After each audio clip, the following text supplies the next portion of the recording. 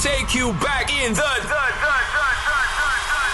every Friday. It's time to go back. Let's go. Welcome to the Savvy Radio Show with your host, Savvy Landlord. Up next is the best deal ever on Fridays. Check out all episodes on Savvy Radio Show. Let's do it. What up? What up?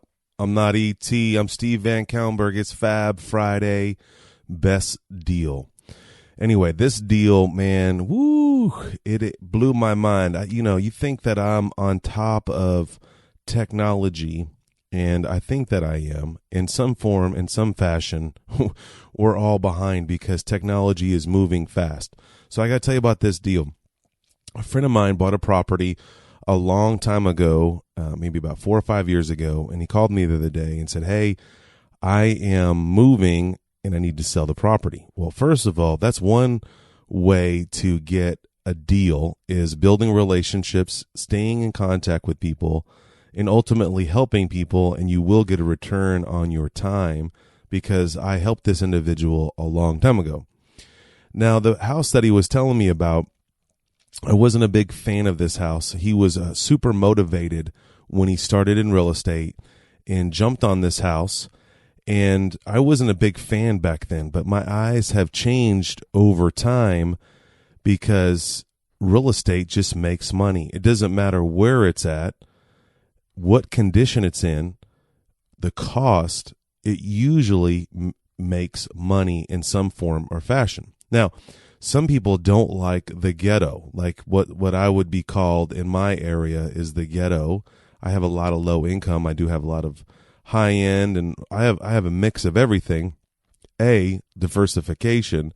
B, growing and learning how to deal with all circumstances. So I want to be the very best in what I do. So when I helped my friend a long time ago, I wasn't too keen on this property. It was moved to this location on an acre of land in the middle of nowhere.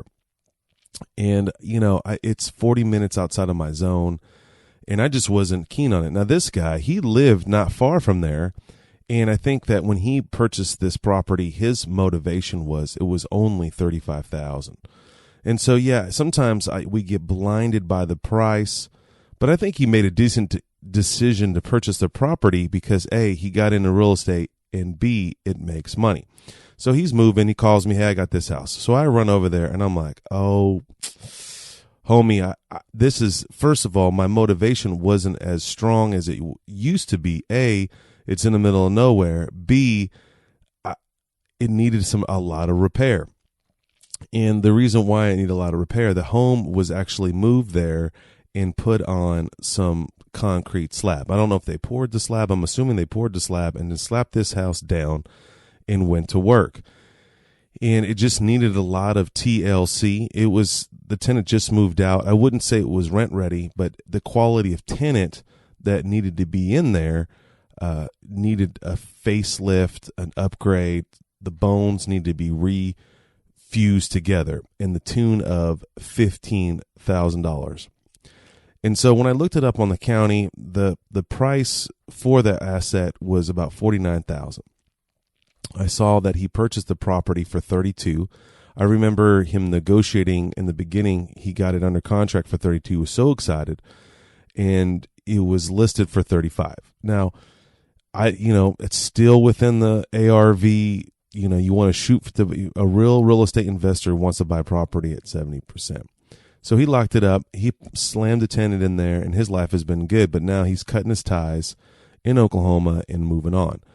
So he calls me. Obviously, I do buy houses. I roll over there, and I do a pretty decent, thorough inspection. Nothing like I didn't hire anyone, but I just calculated the cost. And so when I was thinking about making an offer, and this is where it gets difficult, when you love someone as a friend and you want a deal, it's hard to submit an offer. I know you gangster real estate investors out there just throw it down regardless, but I was like, man, I had to be sensitive because I wasn't keen. My offer reflected I wasn't keen on the house and my friend. So I knew that he bought it for 32.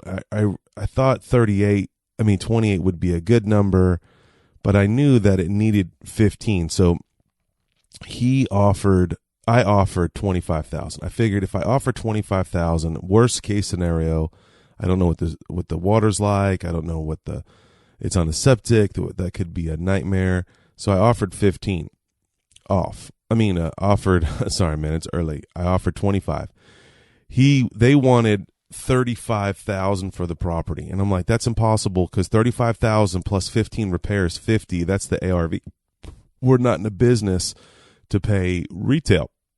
So he shot me back 30. And I know I probably could have locked it up for 28, but again, it was out of my zone and I didn't really want the property. So I was like, man, I got to hold on 25. I had a pretty decent conversation through the phone, text messaging, and it went well. And the cool thing is this investor, his wife jumped in the middle of the game and mentioned that she wanted to take it over and try to market themselves. And I was like, man, I respect that. I was just in my mind trying to help somebody and unload an asset that I thought personally that it would be difficult to sell in the condition that it was in. Well, this is what this whole episode's about right here, right now. This gal, the wife of the property, went ballistic and put it on Facebook. Just like that, what she did was that she posted the house for sale, took pictures, posted the house for sale in two specific groups, Facebook groups, in these two little tiny small towns. And that blew up within hours. She had 50 people commenting on the post. And I was like, what the? Now, I didn't know this some secondhand till later because they sold the property. Well, I'll tell you here in a minute. So they listed it on the Facebook, set a time for one Saturday between 11 a.m. and 1 p.m. She had her husband just have a basic sit on the property, a basic open house. And there was a long line of almost 10 cars trying to get into the property to see the home. Two people there were negotiating for the property. One was a conventional financing and another one was cash, which is my favorite word. Anyway, they got an offer for $34,000. What? Yes, that gal made $9,000 more than my initial offer of $25,000. So that's the goal here. We are missing the boat, old school landlords, investors, that the power of Facebook is out of control, amazing. Not only within 2 weeks, they closed. So within 1 day, excitement explodes because if you got a heavy asset, you're trying to unload in a rough condition, you never know who's on Facebook, who's looking for the deal. They sold the property. They closed on it within 2 weeks, and they got cash. And to boot, they made 9 G's higher than my original offer. That's just insane, amazing. And so I was like, I've been milling this over for a couple of days, and I was like, man, how's that possible? It is. It's so nutty that the other day I retired a workbench, a lift workout bench, and I sold that thing within an hour on Facebook Market. And now, of course, I priced it pretty low, but I wanted to get rid of it, and it sold. And I did something else the other day. I put a curl bar on Facebook Market, and it sold within an hour. If I was you, I would really learn how to use Facebook Marketplace and grow your business, dump those assets. But here's another thing, you real estate savvy investors, that there may be a deal out there as well. Someone may be listing a property in the neighborhood that you're trying to buy in and you're not aware of it. Anyway, my name is Steven Van Kallenberg. This is Best Deal Fab Friday, whatever you want to call it. Appreciate the support. If you have a deal you want to release, I would love to share the wealth and let people know about it. Go to thesavvyradioshow.com. Thanks for listening to The Savvy Radio Show. Glide online and listen to our other motivating episodes at savvyradioshow.com. Connect on Twitter at LandlordBook and always be buying assets.